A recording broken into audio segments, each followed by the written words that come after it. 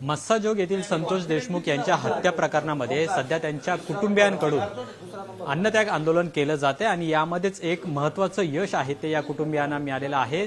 ते म्हणजे या संपूर्ण खटल्यामध्ये सरकारी वकील म्हणून उज्ज्वल निकम यांची नियुक्ती करण्यात आलेली आहे। स्वतः मुख्यमंत्री देवेंद्र फडणवीस यांनीच याबद्दलची माहिती दिलेली आहे। या विषय बोलण्यासाठी स्वतः उज्ज्वल निकम आपल्या सोबत आहेत। सर, अतिशय महत्त्वाचा हा सगळा प्रकार आहे, घटना आहे, ज्यामध्ये तुमची सरकारी विशेष वकील म्हणून नियुक्ती केलेली आहे। कसं असणार आहे पुढचं कामकाज? नाही की माझं काम हे पोलीस यंत्रणेने आरोपपत्र न्यायालयात दाखल केल्यानंतर सुरू होईल, तोपर्यंत नाही, जेव्हा ते दाखल करतील। त्यामुळे एमसीओसी खाली मौका असल्यामुळे 180 दिवसाची पोलिसांना मुदत आहे। 180 दिवसानंतर त्यांनी आरोपपत्र दाखल केलं की त्याच्यानंतर मग माझं कामकाज सुरू। पण ही सगळी घटना राज्यभरामध्ये गाजती आणि ज्या पद्धतीने राजकीय आरोप प्रत्यारोप यामध्ये होत आहेत, त्यानंतर तुमची सरकारी विशेष वकील म्हणून या प्रकरणामध्ये नियुक्ती झालेली आहे। देशमुख कुटुंबियांना न्याय लवकरात लवकर मिळावा यासाठी कसे प्रयत्न केले जात आहेत, जरी आरोपपत्र आतापर्यंत दाखल झालं नसलं तरी पुढे? असं आहे की आरोपपत्र दाखल झाल्यानंतर कागदपत्रांचा अभ्यास करावा लागेल आणि कागदपत्रांचा अभ्यास केल्यानंतर न्यायालयात सुनावणी होऊ शकते।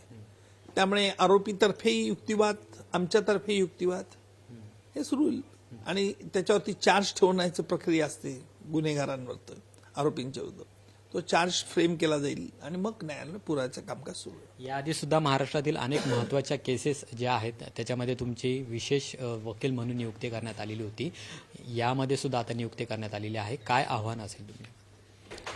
असं आहे, आव्हानाचं या क्षणी मला सांगता येणार नाही, कारण तपास यंत्रणेचा कसा तपास आहे याच्यावरती ह्या सगळ्या गोष्टी अवलंबून असतात आणि तपास यंत्रणेने गोळा केलेला पुरावा हा कायद्याच्या चौकटीत बसतो का, हाही भाग तपासला जाईल आणि कायद्याच्या चौकटीत तपासत असेल तर त्याप्रमाणे आरोप सिद्ध होतो का, तसे पुरावे आहेत का, अशा रीतीची ती पडताळणी राहील। या संपूर्ण तुमच्या नियुक्तीवरून आरोप केले जातात विरोधकांकडून, म्हणजे सरकारचेच हे व्यक्ती आहेत आणि सरकारनेच त्यांना सरकारी वकील म्हणून नियुक्त केलेले आहे, तर देशमुख कुटुंबियांना न्याय मिळेल का, हा प्रश्न त्यांनी उपस्थित केलाय।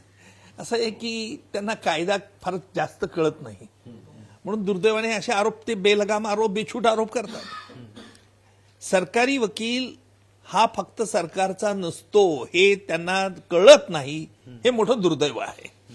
आपला राजकीय अभ्यास या देशातील राजकीय व्यक्तींचा फार कमी आहे, कारण फक्त आरोपाकरता आरोप करायचे। सरकारी वकील हा न्यायदानाला मदत करणारा अधिकारी असतो। वेळोप्रसंगी सरकारचं चुकत असेल तर सरकारला देखील स्पष्टपणे सांगता येतं। त्या राजकीय मित्रांना ही कल्पना नाही की मुंबईमध्ये अफरोजच्या खटल्यामध्ये पोटा कायदा लागत नाही, अफरोजला सोडून द्यावं पोटाखाली, हा स्टँड घेणारा मी होतो, हे त्यांना माहिती नाहीये। राजकीय त्यांचा जरी अभ्यास असला तरी कायदेशीर अभ्यास त्यांचा कच्चा आहे। सर, देशमुख कुटुंबियांकडून ही एक मागणी करण्यात आलेली होती तुमच्या नियुक्ती संदर्भातली, ती पूर्ण झालेली आहे, पण सध्या देशमुख कुटुंबियांकडून अन्नत्याग आंदोलन सुरू आहे, आजचा दुसरा दिवस आहे, तर काय आवाहन कराल तुम्ही त्या कुटुंबियांना?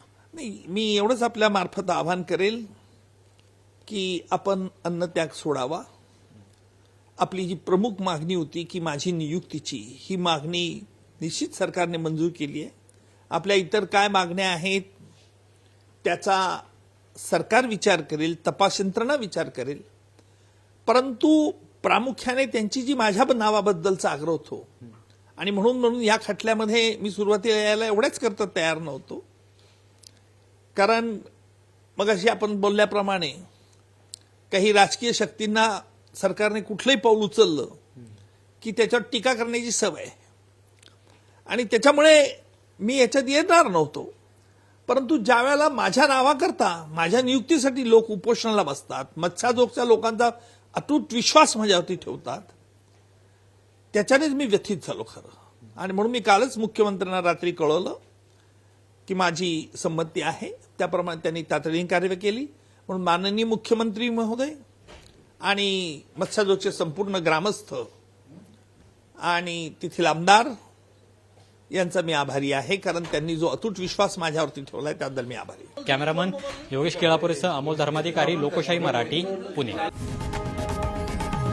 लोकशाही मराठी ऐका, पहा, जागरूक रहा.